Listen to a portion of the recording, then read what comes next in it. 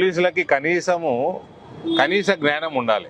ఒక పోలీస్ కానిస్టేబుల్ని చంపేసారు నిన్న కాకుండా మొన్న. మళ్ళీ ఇవాళ దొంగ అలిగేషన్లు పెడతా ఉన్నారు సోను సింగ్ మీద. ఈయన ఎక్స్టార్షన్ చేస్తున్నాడని. నేను చెప్తా ఉన్నా రాచకొండ సిపికి, రేవంత్ రెడ్డి కాదు, ఎక్స్టార్షన్ అలవాటు లేదు ఈయనకి.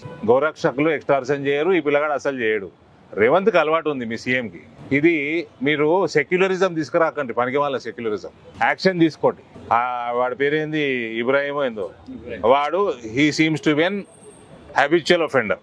ఇట్లాంటి వాళ్ళు బయట ఎందుకుంటారు? మీరు వదిలేస్తున్నారు, మీ ఓటు బ్యాంక్ రాజకీయాల వల్ల వదిలేస్తున్నారు, నెత్తికెక్కి కూర్చుంటున్నారు, ఇష్టానుసారంగా చేస్తున్నారు. అనవసరంగా మీ ఇటువంటి ఓటు బ్యాంకు రాజకీయాలకి పోలీస్ డిపార్ట్మెంట్ తలొగ్గింది కాబట్టి మొన్న కానిస్టేబుల్ నిజామాబాద్లో కానిస్టేబుల్ చనిపోయాడు.